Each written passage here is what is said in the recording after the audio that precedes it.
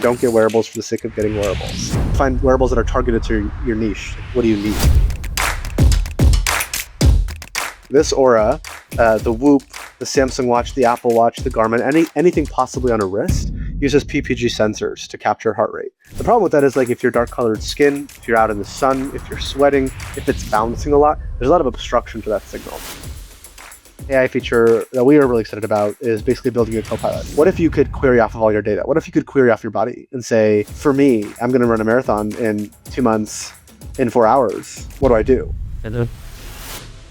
I have had the fortunate ability to spend enough time with people that are incredibly successful in the past few months. And sometimes I leave the room thinking like, how did this person really build such a big business? Like they don't seem like the sharpest in the world. They don't seem like the brightest. But I think one thing that these people really have in common is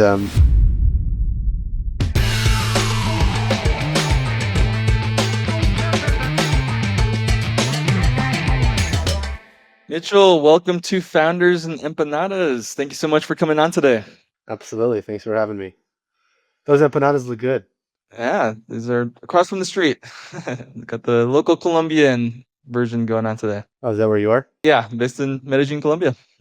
Very nice. Awesome. Well, Mitchell, I'd love to dive deeper into just biological and bioelectrical readiness and health themes with you, and no one better to bring on than you. And just to kick things off, I'd love to learn a little bit more about your kind of backstory and how you came into this space, and maybe what are some of the pain points you wanted to solve for with ElectroKare. Yeah, absolutely. Oh, the background's all over the place, so it'll keep it relatively brief. But this is the second go ahead. Had a previous company. It was a much smaller endeavor. We bootstrapped it and ended up selling the business. It was a marketplace for high end apparel arbitrage. So similar to StockX or Goat, if you ever heard of those, just a lot more focused on in person. Um, so bootstrapped that business. That was the first true dive in entrepreneurship. Obviously, did a lot of things when I was way younger, whether it was like the typical manual labor kind of stuff or camps and whatnot. But that was the first dive into business. Was exciting. Knew I wanted to do something in this space, and then came around to something like this. A few other kind of background points. Always spent time in the health tech side. I think maybe as we dive deep in the journey, we'll see the logical deduction that it took to get there. But it was always like how to maximize for impact. And if you get really deep into the foundations of humans and what we do and what we are, the most important thing in the world is probably health, right? We can't be happy, we can't really be alive if there's no health. And so always dabbled in the health tech side, whether it was banking, whether it was an engineer at Palantir, all that kind of different stuff. But pretty heavily, my background was in athletics. So I had a very, very short stint in pro soccer in the French fourth division. And that was kind of pain point number one and the core pain point that led us to building ElectroKare, which is what we're building today. A few other pain points along the way that actually were fully different customer segments, but all suffered with the same problem and just got us even more excited about the fact that this is a global problem. And that's what we're building today. So ElectroKare is the AI native operating system for health and performance. It's a lot of buzzwords, but what it actually means is we use existing sensors with electrocardiograms to quantify live blood level electrolytes across a variety of other features. And we make your data as actionable as possible by giving you fine-tuned large language models that can let you query off your own data.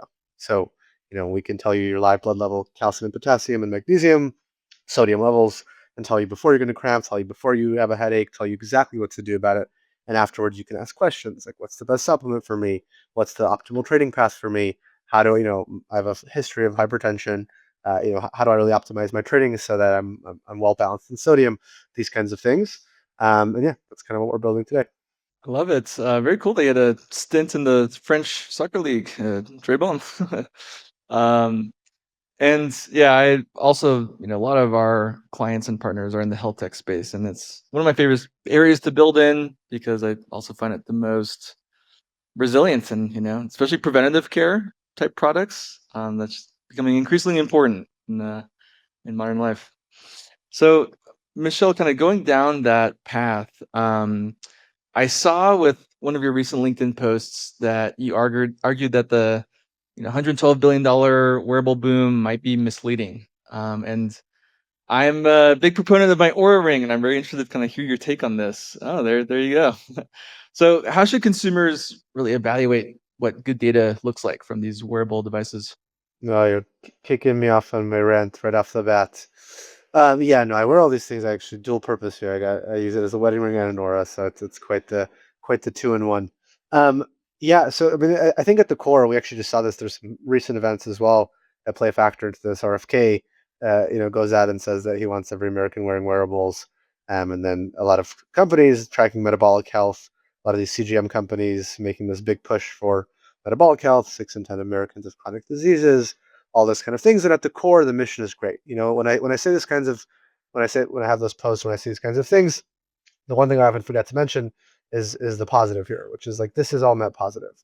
The fact that we wear auras, the fact that we wear whoops and all these other smartwatches, it is net positive. It gets us thinking about tracking. It sees overall trend lines. I'm not going to make the claim that they're so inaccurate that you can't assess trends. You definitely can. You see better sleep. People are optimizing for readiness, sleep, and these kinds of things. So I definitely would argue it's a net positive.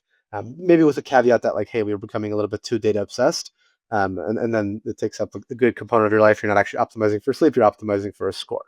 But that's how you hack into a consumer's brain, and that's what these companies found that works. The reason I made that post and the reason I have this conversation all the time is we've deviated a good bit from the science. Um, what I mean by that is like let's just jump into one thing really quickly. This Aura, the Whoop, the Samsung Watch, the Apple Watch, the Garmin, anything possibly on a wrist uses PPG sensors to capture heart rate. That's photonics, right? So that's light. The problem with that is like if you're dark colored skin, if you're out in the sun, if you're sweating, if it's bouncing a lot, there's a lot of obstruction to that signal. That's problematic because on average, that causes a 5 to 7 beats per minute delta between what your reality is. So if your heart rate's actually 55, it's very possible your wearable says 60. Now, in theory, that's not the biggest difficulty. Again, they're very net positive. Even looking at your heart is super useful. Where that does create problems is when you build a suite of products that are based off of that heart rate. So when you look at features like biological age, when you look at features like strain, well, biological age, one of the biggest factors is baseline heart rate. Your baseline heart rate is 55 and not 60. That's a massive difference in so-called biological age.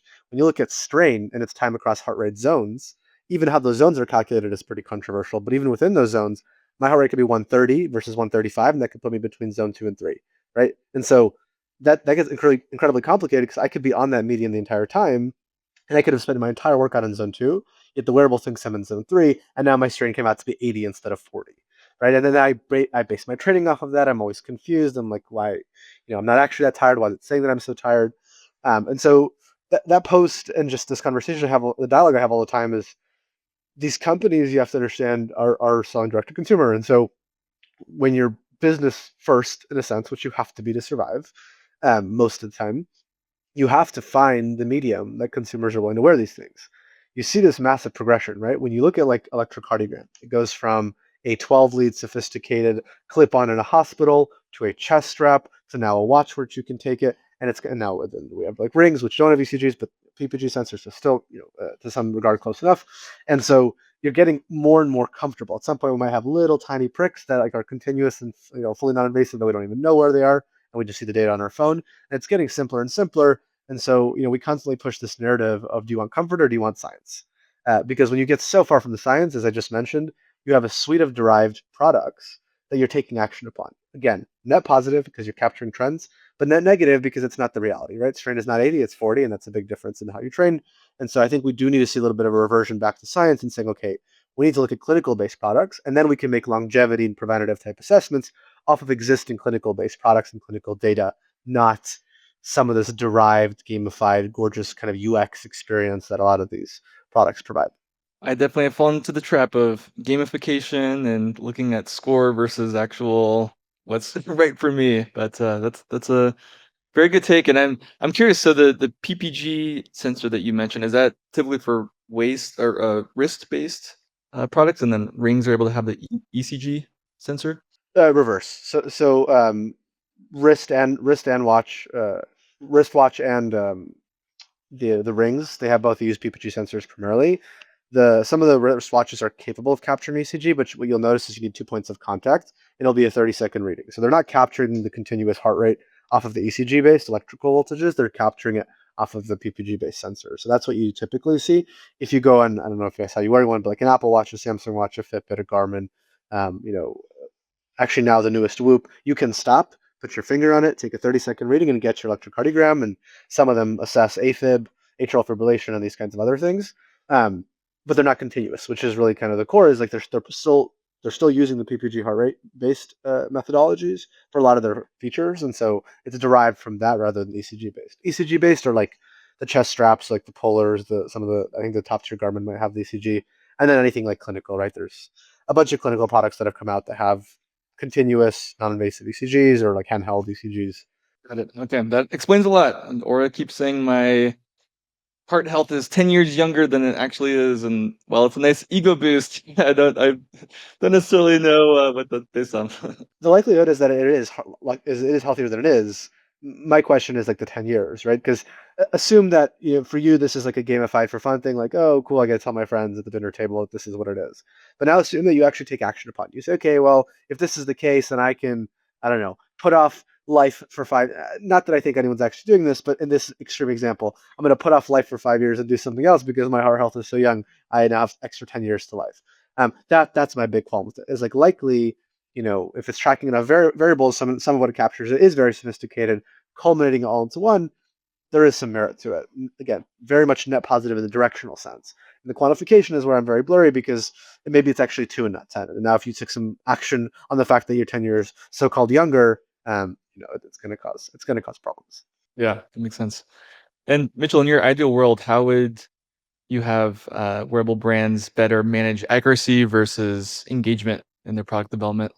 Oh, that's a very hard question. I mean, in an ideal world, we're a very merit-based world, right? So we're not like America is the number one consumer country in the world, and you can even start making arguments of not even you can make arguments. It's a fact that a lot of these wearables, not the ones that I mentioned, but other ones that have done really well, they not necessarily created a problem, but they popularized a problem before they brought their solution. And so it's just like how did the rewiring neurocircuitry to make us think, wow, this is happening to me. This is the end of the world. Oh, it happens to be that I'm the company solving this. Oh, let me go buy that thing, right? And you may not even know what the right solution is, and so like you're sold into the fact that hey, this is the right solution. Um, and so that is just the nature of consumer-based products in America. Why marketing is so sophisticated now. Why it's probably the best marketers in the world are some of the most valuable people by far. Because when you're able to tap into that consumer mindset, it's really impressive and obviously worth it for the business. Yeah, finding a much better median as to where you prioritize science, where you prioritize UX. I think what all these companies so far in the wearable space that you know of that are big, or a Whoop, whatever else it is that have done well, they've really ruthlessly prioritized user experience. They're gorgeous platforms. They're gamified to the perfect extent. They're very engaging, but not too engaging. It's this perfect median um, of a user-based product. But the back end is kind of the more difficult component.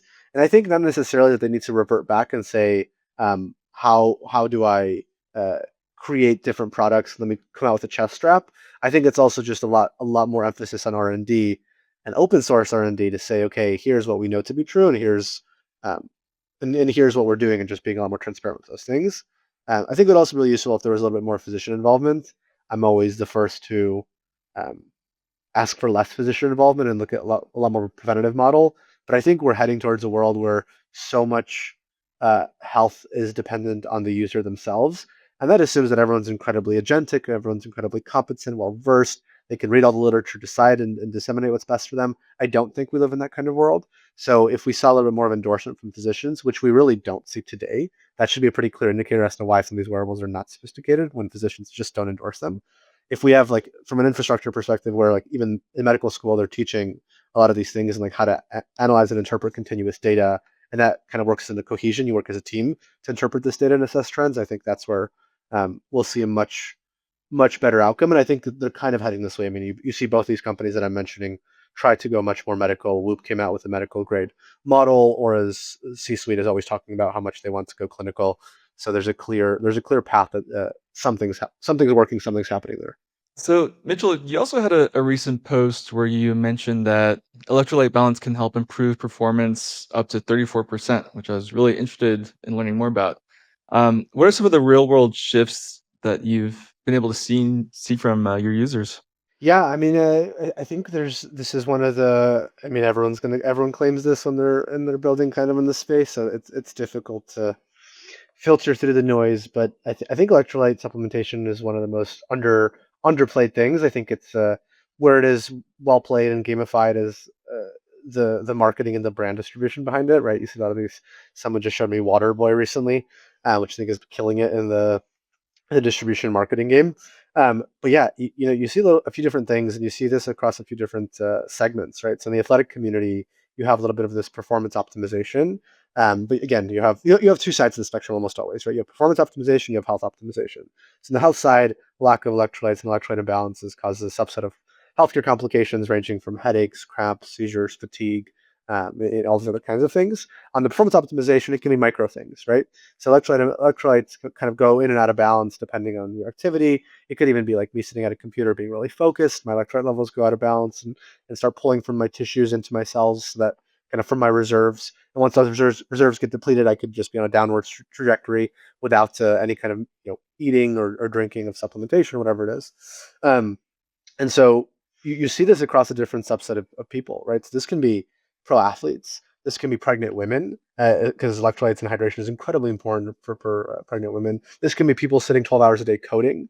This can be firefighters, special forces, military, astronauts, patients on dialysis, patients hypertension, all these different segments. And so you see a subset of effects, real positive effects when there's a quantification to the supplementation because you don't get overhydrated, which competitive people who are all about hydration tend to do, and you're not under because 80% of us walk around being underhydrated.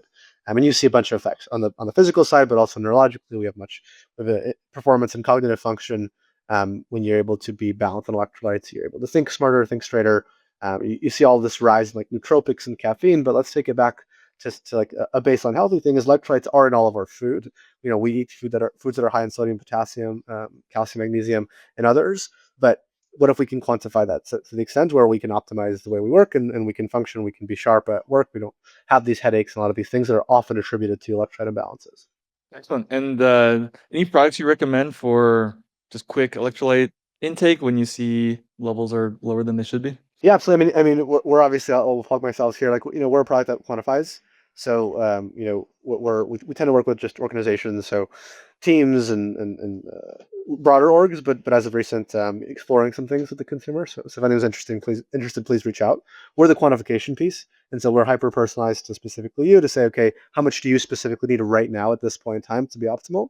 Um, so again, you're not same way Whoop quantified sleep or quantified sleep and readiness. That's what we're doing for performance and session and like really being the best version of yourself while you're awake. Um, but to actually supplement, I mean, there's a subset of different products. I think it's always important to see which ones have trade-offs. I think one really common stigma with electrolytes is a lot of them come with colorings, and like a lot of these packets and tabs come with colorings, which is then maybe net positive for electrolytes, but net negative for your gut. And so it's always important to disseminate there. But to throw some names out there, Element T is a great one. Scratch Labs, these are Thorn. Thorn has a product called Catalyte. These are products that we support. We're backing their science, and we use for ourselves. Amazing. I'll need to check them out. That was a more selfish question for myself of wanting to get some actionable information. No, it's I mean, try it out. Like I for the first while was a big believer in our product and the mission, but I wasn't like the biggest electrolyte user. And so it was kind of counterintuitive in that sense. And I constantly would think to myself is like, if people are going to take action on our platform, is obviously I have to be our biggest power user. And I could see how this is like really useful for the health optimization portion, but the performance optimization constantly struggled with me because like, am I going to be out here measuring these things? And I started doing it for the first time, and it like again, I'm sure everyone says it, but it changed my life a little bit because I'm not a big fan of getting hooked on things like whether it's the newest nootropic and now everyone like Zins and all these things and caffeine is obviously incredibly addictive. And it's not negative. Caffeine's great in some capacity, but I'm able to focus for longer. I'm able to think sharper. I'm able to just be quicker on my feet. I have a lot less headaches throughout the day. I'm able to balance the fact that like right now I'm training for a very competitive fitness event while building a business. And so, yeah, I would urge anyone to try it out and see how it affects your life. Amazing.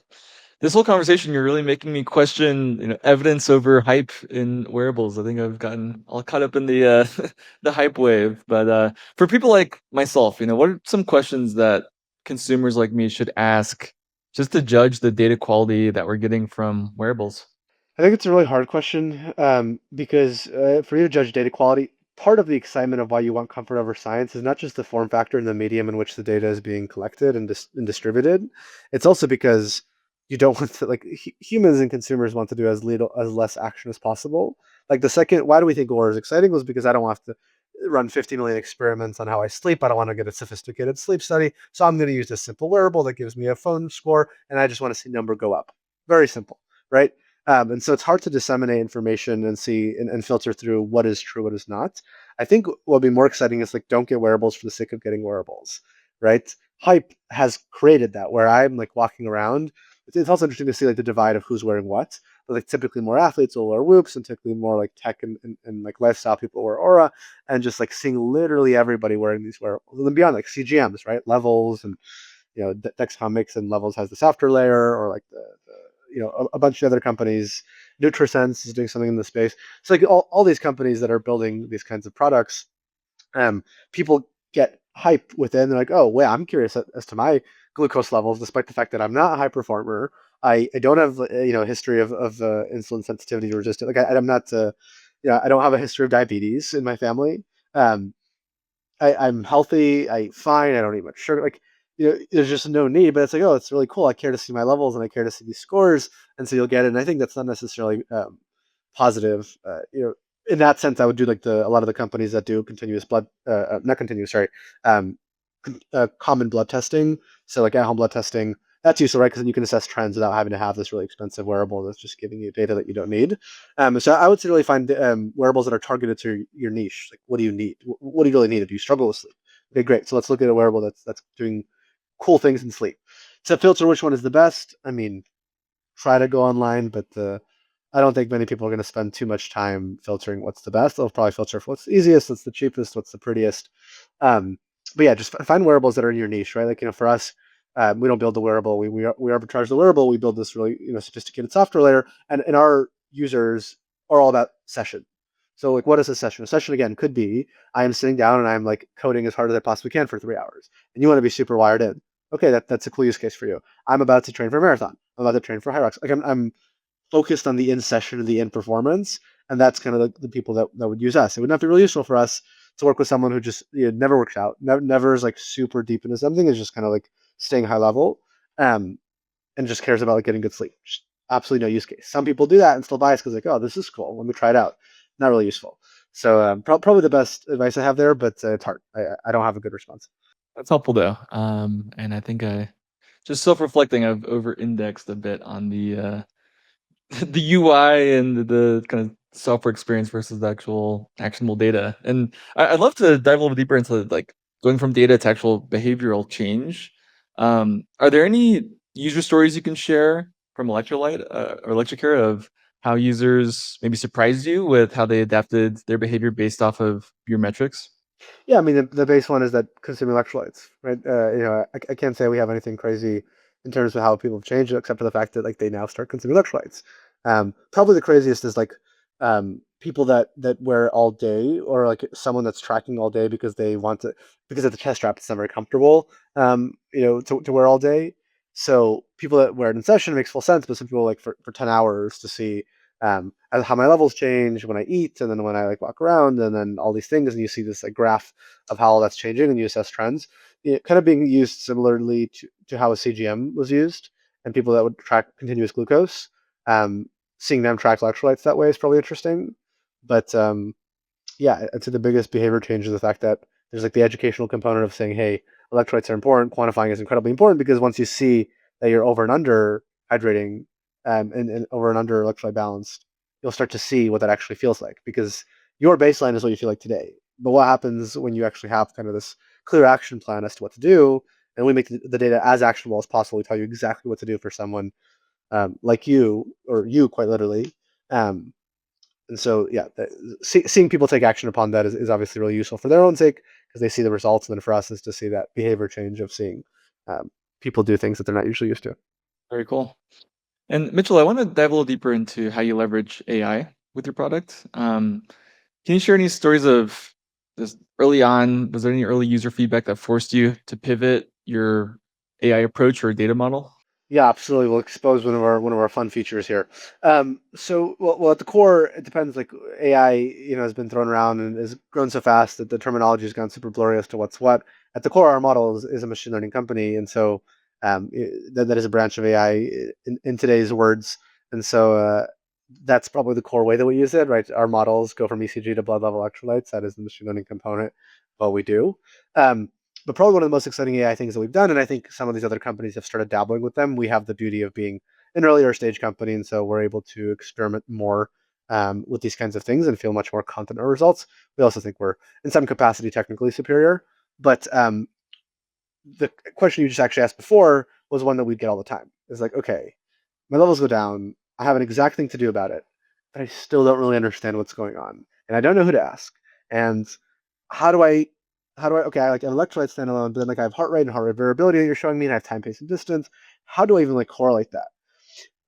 And so, one AI feature that we are really excited about is basically building a copilot.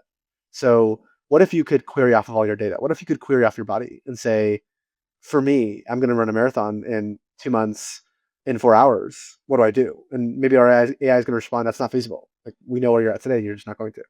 That's not humanly possible. Or it's going to say it's possible, and here's a training plan to do it, and it's going to dynamically adjust because tomorrow is supposed to be a zone 3 run, and you ended up spending all time in zone 4. And so we say, you know what, you ended up working a little bit harder than we thought, so tomorrow's session gets dynamically adjusted, and it takes into account both electrolyte levels and all of this physiological data like heart rate variability, heart rate and time zones. It also takes into account the best way to train, and then meshes that together. Now you have a hyper personalized AI copilot. It can even be like, hey, what's the best supplement for me?